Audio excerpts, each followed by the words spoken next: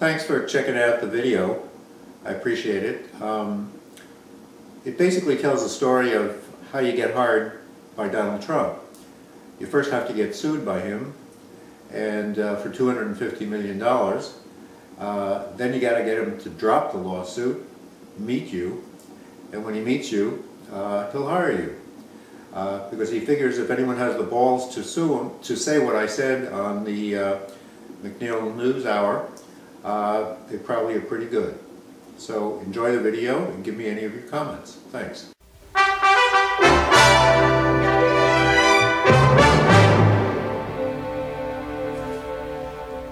First tonight, can real estate magnate Donald Trump keep his financial empire afloat? On Friday, the developer missed a $73 million debt payment, but has a grace period lasting until next Tuesday before he's technically in default. There are reports today that Trump and his bankers may be near agreement to restructure his $2 billion debt load. The agreement would include an additional $60 million loan to help the Trump Organization meet payments on bank loans and bonds issued by Trump Castle, one of the casinos he owns in Atlantic City. We start our look at Trump's unusual problems with an unusual report by business correspondent Paul Salman. Trump, the cash crunch. Could it really be happening to the symbol of business success in the roaring 80s? For years, it seemed, you couldn't open a newspaper or turn on a TV without seeing the face or the name. Trump, the tower. Trump, the casino. Trump, the airline. Trump, the author. Suddenly, a few weeks ago, the man whose life was a movable press conference was ducking the cameras. Donald Trump was facing a debt crisis, one that threatened his empire, or at least his lifestyle. What happened to the artist of the deal? We caught the Trump shuttle to New York and began to look for some answers. Right away, one thing became clear. Some of Trump's business maxims work better on paper than in the real world. For example, on page 176 it says, "Good publicity is preferable to bad, but bad publicity is sometimes better than no publicity at all." Controversy, in short, sells. What better moment than now to ask if Trump had any second thoughts on the subject? But before we could ask him, we had to find him. Is Mr. Trump here? No, he's not here today, but he does show up on occasion. And he would be more than willing to talk to you, even the rest of us. Very down to earth. Once again, PR and reality part company. In truth, we'd already been turned down for an interview, but we pressed on. Next stop, the legendary Plaza Hotel. Trump bought it in 1988 and spent millions to spruce it up. The doormen wouldn't let us in, but they absolutely assured us Trump wasn't inside anyway. Trump, the debtor. As he says on page 1 of his book, "I like making deals, preferably big deals." The problem with big deals, however, is they usually mean big debts. While many of the older Trump properties, the Grand Hyatt Hotel, for example, or the Trump Tower, his headquarters, are generating enough income to cover their debt loads, it's a different story on some of the newer properties. The Plaza Hotel, for example.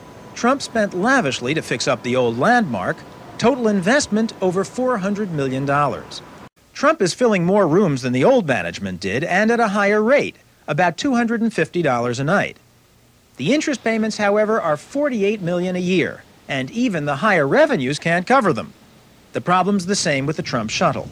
Business is reasonably good in spite of fierce competition from Pan Am, but here the interest bill is $42 million, and for all the cash the shuttle brings in, it hasn't shown a net profit yet because, like the Plaza, its revenues are swallowed up by debt service. And then there's this prime 70-acre lot on Manhattan's West Side. Donald Trump doesn't usually let the grass grow under his feet, but here at the West Side Railroad Yard, he's had no choice. Trump bought this land to put up a huge development, including the world's tallest building. He hasn't been able to get it off the ground. Meanwhile, since he bought the land with borrowed money, some $200 million, he's had whopping interest payments. $20 million a year, $2 million a month, $60,000 a day, just to hold on to the land. Someday, this land may be teeming with tenants happy to pay top dollar, and Trump could use the cash flow to pay the interest on the debt. But right now, there's no cash coming in, while millions are going out. This heavy reliance on borrowed money, what business people call leverage, seems to contradict what Trump said in his book. I try not to have myself too exposed. Did Trump have an explanation? We continued our pursuit of him at the West Side yards. Lately, he hasn't been here for quite some time. So Mr. Trump hasn't been around in a while? His executives come here, to look at the place. So where was he? It finally dawned on us. Trump had to be at the bank. Because if his bankers agreed to defer or reduce his interest payments, at least he'd have a little room to breathe. His way, of course, is to leverage up and speculate wildly.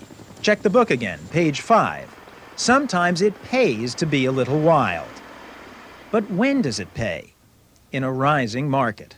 When this book was written, being wild with debt made a speculator like Trump look like a genius. You put in, say, $10 million of your own, and the bank lends you another $90 million to buy a $100 million property. If the value of the project goes up, the extra value is yours. All you owe the bank is $90 million. With leverage, you do even better than the market as a whole. In general, Schnurman and others agree the Trump strategy works. So long as the market keeps rising, the gambles keep paying off. But when the market turns down, as New York real estate has recently, being wild suddenly doesn't look so smart. Your $100 million property, for example, may now be worth only $40 million. You still owe the bank $90 million, so your stake is essentially worthless, and the lenders put on more and more pressure to be paid. Okay, if it's costing so much in interest to carry the empty lot on the West Side, and the shuttle, and the plaza, and who knows what else, where's the money supposed to come from?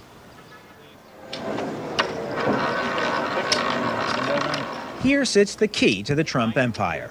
His 3 Atlantic City casinos were supposed to be the cash cows, the can't-lose moneymakers that would cover the massive debt while his new acquisitions appreciated in value. But even the casinos were built on borrowed money. Trump financed them through junk bonds sold to private investors. The Trump Castle, for example, owes about $43 million in junk bond interest payments this year. Trump Plaza owes about $35 million. And neither is generating enough cash to cover even its own debt, much less to support the rest of the empire. Finally, there's the brand new Trump Taj Mahal, which is flamboyant even by Trump standards. The Taj has an annual junk bond bill of $95 million. And already, only 2 months into operation, it's falling short. All this from the man who wrote on page 48, "I've never gambled in my life. I prefer to own slot machines. It's a very good business being the house." Unless, of course, the house is built on debt. It seems to have been these casino losses that finally unnerved the bankers, forced them into new talks with Trump this month, and forced him to miss his junk bond payments last Friday. In fact, given that both the real estate market and the junk bond market have turned against him, Donald Trump, according to some observers, is lucky to still be in business at all. Gamblers know the importance of luck. Businessmen sometimes forget. Donald Trump, by playing the game of business with debt, other people's money, increased his risks and therefore his vulnerability to a run of bad luck. Now, you can't blame Trump for his current bad luck any more than you could credit him for his good luck in the past. But you could remind him of an economic truth he himself put in The Art of the Deal, page 328. You're always, it says right here, at the mercy of the market. Joining us now are Abraham Wallach, Senior Vice President of First Capital Management, a real estate firm that owns and develops properties in New York, Washington, and Houston. Mr. Wallach, at the mercy of the market, speaking as a real estate man, how much can Donald Trump blame his current troubles on the state of the real estate market? I think he can clearly blame part of his problems on the state of the market. The fact of the matter is that we've seen a great deal of overdevelopment, especially in New York City. In fact, New York City encouraged a great deal of development on the west side of office buildings, gave special incentives. During the early part of the 80s, the city promoted a lot of residential development. In fact, I was thinking today that Donald Trump was the last one to receive tax abatement on his Trump Tower, and after that the city passed a law that precluded anyone from getting abatement. So that encouraged a lot of residential development prior to deadlines.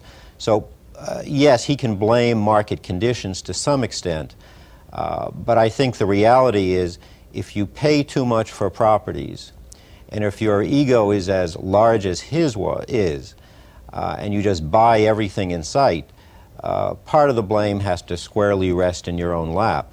We had an opportunity, for example, to purchase the Plaza Hotel, and in fact made a bid on it. We were not successful. And when we were told what Donald Trump was prepared to pay, and we were asked would we meet that price, we said it made absolutely no sense.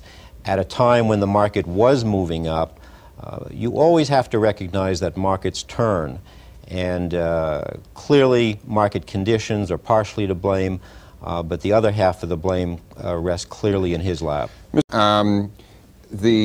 He is now negotiating, we read in the papers, with the banks who funded him so far for another $60 million loan. According to a lot of the interpretations put forward, for instance, in the Wall Street Journal, that isn't a loan to keep him in business as much as it's a loan to give the banks time for an orderly sale or disposal of his properties. Instead of bankruptcy, which would be a disorderly sale of that, do you see the alternatives right that way now? I would have to agree. Initially, when we began to read about his problems, I thought that his efforts were merely an attempt to renegotiate a better deal, to spread out the interest payments, to get a few more dollars out of the bank, and that they would work with him. But now that we see the larger picture, $3.5 billion of debt, properties that in the near term have no chance of achieving the kinds of revenue necessary to cover debt, it becomes clearer and clearer that the banks are posturing themselves to give them time to sell off the properties in an orderly fashion. Yeah. Mr. Wallach, can he sell his real estate for more than he owes on it? Real estate is not a very liquid asset, and our feeling about liquidation flows from the fact that in this kind of a market, a down market, with the kind of reputation his properties are now getting, that it would be very difficult for him to get his money out, let alone make any profit, and therefore our thinking that the dissolution potential becomes greater and greater. It's very difficult today to sell properties in a distressed situation quickly at a price that makes any sense. Because somebody like you would just wait for the price to go down. Exactly. There's a term in real estate, bottom fishers. Yeah. And I think all the bottom fishers are waiting to try and grab the properties when they come on the market at distressed prices. What would you say to Mr. Isger's point that nobody knows what Mr. Trump's personal assets are, and they might be considerable and enable him to stay afloat, despite appearances that we've been talking about? Well, we know that he has personally guaranteed $500 million of the loans that he has outstanding. To the extent That's not a usual business practice, is it? In real estate, when a lender can get you to personally guarantee, he will try and get it. If the developer can get out of doing that, he will clearly try to do so. We try and avoid it like the plague. Sometimes you have no choice. I think with, in the case of Mr. Trump, with the kind of ego he had and the desire to buy properties and the fact that no one knew he was personally guaranteeing and his belief that values would only escalate, it was sort of a natural thing for him to do. Getting back to the main question, though, when the market is going down and you have to sell properties at distressed prices and you may not get the full value out, let alone what the lenders have in it, and as was pointed out in your earlier segment, the interest clock is ticking daily, $60,000 per day just on the railroad yards. As that interest clock continues to tick, as the bankers do not come to a resolution of the matter, the costs go up. When they finally do get around to selling those properties, and I would suggest it's going to take a rather lengthy period of time to do so, they may have to eat into those personal guarantees and ask him to personally come up with the difference between what the properties are sold for and what he owes. And that may ultimately wipe out that $500 million of personal commitment to those properties. And we don't know, frankly, how much more wealth he may have beyond that. Big banks with international reputations like Citicorp believe the media hype too? Are they seduced by a consistent sort of PR, public relations presentation? No, I don't believe so. I think that bankers are sound businessmen. They make rational decisions. Remember, we're now looking back with some degree of hindsight to the situation. When Trump purchased the Plaza Hotel, he had a scenario that included potential conversion of the hotel to condominium space. There were a number of other people who were prepared to bid to his price. We take a very conservative approach at First Capital. We also learned in the Texas market back in the early 80s what we should and should not do. I think that many bankers did their due diligence and felt that the combination of the value of the real estate and the personal guarantees, which were an integral part of those loans, were sufficient to protect them. What they couldn't determine at that time was that all the properties would have problems at the very same time. They also may not have been aware of the fact that he was so highly leveraged. Citicorp was aware of the loans they made to him. They weren't necessarily aware of the loans made by manufacturer Hanover or some of the other institutions. So I think institutions do their due diligence on individual properties, but they too cannot see the future and are subject to market conditions.